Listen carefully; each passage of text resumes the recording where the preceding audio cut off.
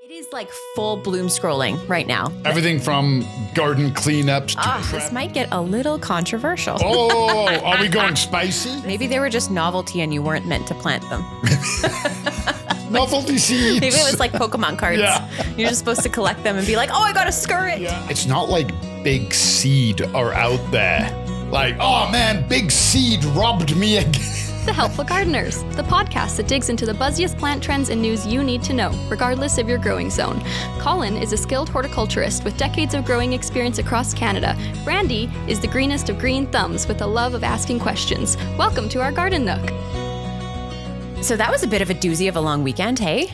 Wasn't the best one we've ever had. I know, but you know what? It's funny because they always say, oh, it's the May long weekend, so expect snow or rain or whatever. Like, we always know, but I think because the weather's been so nice, we just kind of assumed that maybe the May long weekend was going to be nice. Well, and I'm going to give the May long weekend a second chance because the May long weekend was early this year. Normally they call it like the May 2-4 weekend, right? Because it falls closer to then. Yeah. So it was an early one. So you know what? In the spirit of keeping my own hopes up, maybe a few other people's, we're going to give it a mulligan. Just the start of the gardening season. And that's always really exciting. I was kind of going around online and just kind of getting the vibe and what are people doing, planting, Vibe check. right? And it's so fun this time of year because a lot of my feeds are just like, remember that term at the beginning of the year, bloom scrolling? Yep. It is like full bloom scrolling right now. Everything from garden cleanups to prep to plant. Yeah. And now it takes me longer to go anywhere because I'm always going into the garden center portion. And Brad's just like, it's half an hour grocery trip. Does not, blah, blah, blah. I know you are starting your gardening stuff. And I remember at the beginning of the year, you started the Depression era garden. Yep. We got a whole bunch of seeds in from Vancouver Island and read up on all of them. How's it going? Slow. Oh, it's really? kind of depressing. Nice. So in all fairness, there were only out of those 6 seeds we got, there were only 2 I needed to pre-start. 2 of them are still in the freezer. They're going through the stratification that it said they needed. And 2 of them are direct sow. The earth chestnut seedlings. Yeah. Oh, I mean, I don't even know if I would have seen them. Really? Very small, very, very thin. And you know how often your seedlings come up and it takes forever and then they come up and they just seem to be exploding? These guys are growing, but they are absolutely growing at their own rate. Is that typical of a perennial starting from seed? To be honest with you, I've never started a perennial from seed. It's tough because there's such a vast range. Okay. Right? So I've only grown a handful of them. The growth definitely seems slower. Okay. Like enough that I'm like, what am I doing wrong? Like, is there something? But they had the correct humidity. They were on a heat mat. They had the correct lighting. They got a break in the lighting because my lights are on timers. Like, I've double checked myself. Yeah. Put it that way. I've like gone over everything and being like, no, I planted at the right depth. Like they got everything they needed. They're just moving slow. So maybe now it's time to hop on the company's website or Google and maybe be like, is this the normal growth rate? Yeah, because I think with the Depression era, a lot of those ones we're not going to just find in a typical garden center. No. So you're kind of going blind a little bit. Yeah. Like they're based on other plants. So you kind of have some kind of knowledge behind it. But is this why we don't grow them anymore? If they take this long to grow and they're this finicky, that's not what you like. Maybe they were just novelty and you weren't meant to plant them. Novelty seeds. Maybe it was like Pokemon cards. Yeah. You're just supposed to collect them and be like, oh, I got a skirt. Yeah. It's interesting. I was online on this local forum and I saw something that I kind of wanted your opinion on. Oh, okay. Yeah, this might get a little controversial. Oh, are we going spicy? This is a little spicy. The hot pepper episode. And I thought it would be interesting because I think, you may have started your seeds already indoors. That's great. But there's still so many direct sow seeds that you can be doing, especially 100%. here in Alberta, like carrots, peas, sweet peas. I've also heard start direct sow. I've heard some people do both. So in Alberta, I've never had luck with direct sow. That's why I bought some. Oh, okay. And, I've never had luck with direct sow with my sweet peas. And I spoke to a couple of other people that are in the same boat. Interesting. That doesn't mean don't do it. I'm just saying the people because hey, look at my sweet peas. And they're like, oh, you didn't grow them yourself? And I said, I've tried a couple of times. They never took. So Well, this one says, where's the best place to buy seed packets? Last year, I got them from blank. And they were terrible and did not grow well. Any recommended brands or places? What do you think about this? Is there anything behind it? Looking at that, I guess I can see kind of both perspectives, right? Yeah. So maybe they're shady. Maybe they've had those seeds for 10 years. Mm-hmm. Unlikely, but a lot of seeds have got dates stamped on them. That's what I mean. The prices are stamped on them. So you would kind of be able, and most of the big seed companies, we know this, they come and stock you regularly. You're not stocking them yourselves. Mm-hmm. You're not buying them per se. I kind of think you might have to look a little inward there.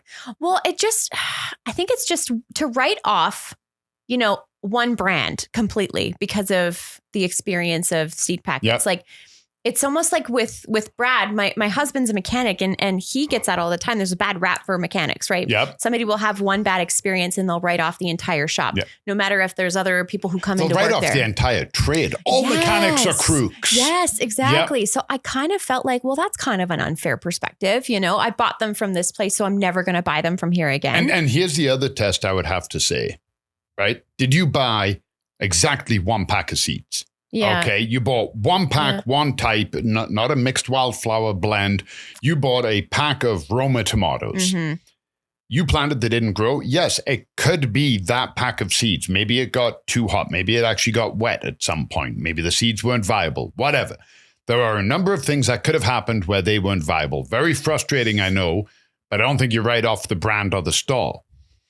If you bought 12 different varieties of seeds, so you bought jalapenos and Romas and cucamelons and spinach and none of them grew, it's highly unlikely that 12 randomized seeds didn't work for you. Yeah, I feel like, can we kind of break this down a little bit, because maybe it is the seed company. Maybe there was a bad batch of seeds. 100%. So when you first get seeds, what's the best way to store them? Because likely you're not going to be using all of your seeds in one season. Cool, dry location.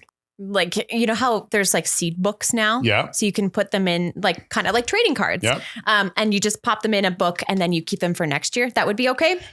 I go a little more old school, but yeah. What do you do? Fold over the pack, put a paper clip on it or a crocodile clip. Throw it in my basket and put the basket in my plant cupboard. What's a crocodile clip? Those clips that they've got the handles and you squeeze and then the other end opens. Aren't they called crocodile clips? Like a butterfly clip? What is crocodile clip? I thought they were crocodiles. They remind me of crocodiles. So what I used to do is I'd just open the seed pack, fold it and put it in. Yeah. And then years ago, Harry picked up my seed basket. And we had seeds all over the floor. 52 card pickup, but 1 million seed pickup. So I was like, put a clip on them. Yeah. So I started doing that, but you don't want to store them in a Ziploc. You don't want to store them in.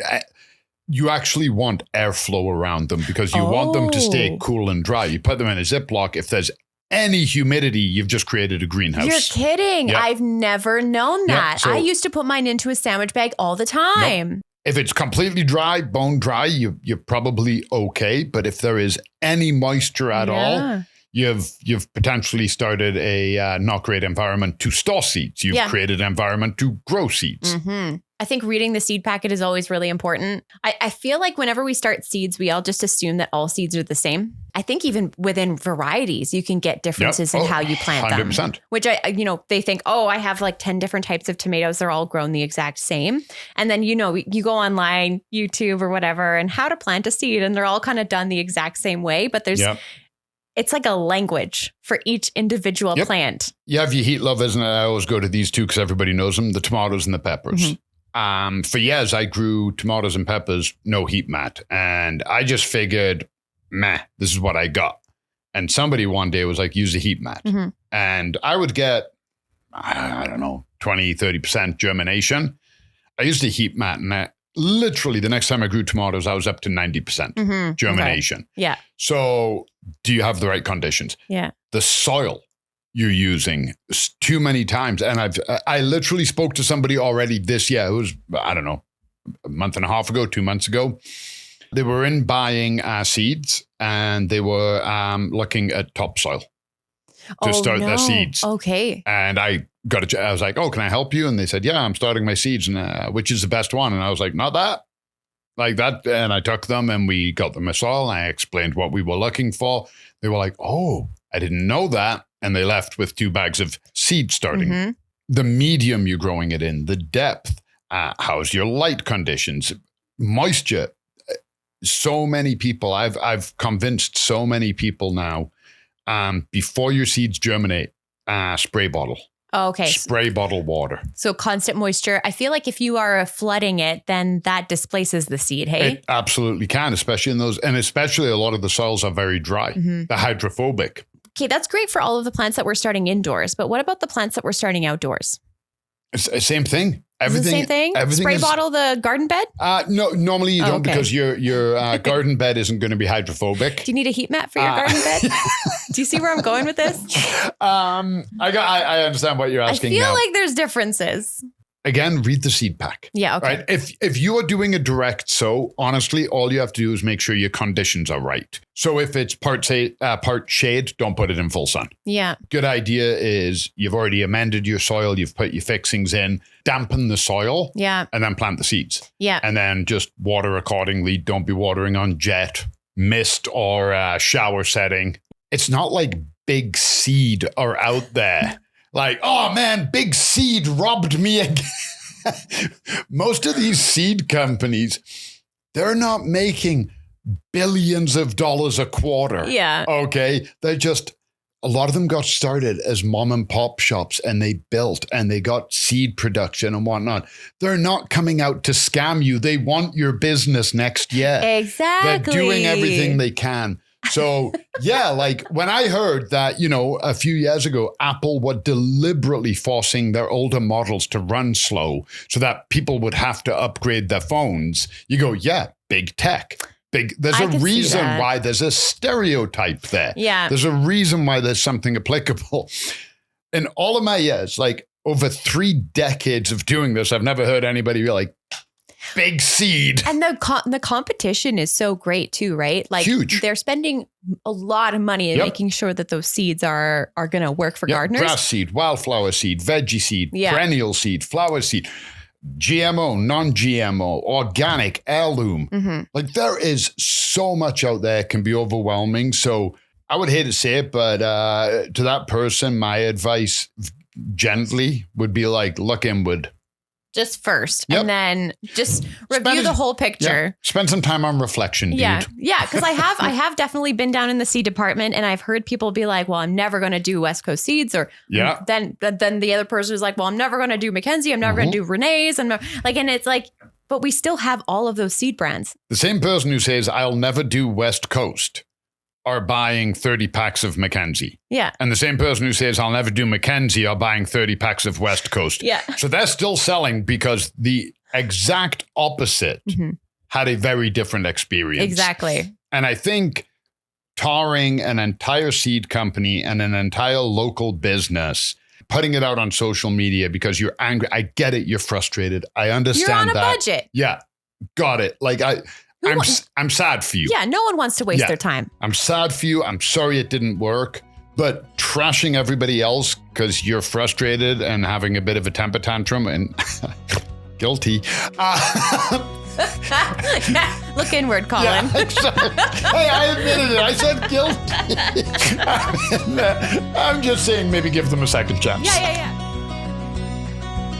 This podcast is brought to you by Golden Acre Home and Garden. Find seasonal inspiration for your home and garden in Calgary, Alberta year-round. Visit goldenacre.ca. The comments and opinions expressed by the Helpful Gardeners on this show are our own and do not necessarily reflect the views of Golden Acre Home and Garden. For more information on everything we covered today and to leave us a voice note, visit goldenacre.ca/podcast. The Helpful Gardeners are on Instagram at The Helpful Gardeners Pod. Keep on growing, gardeners!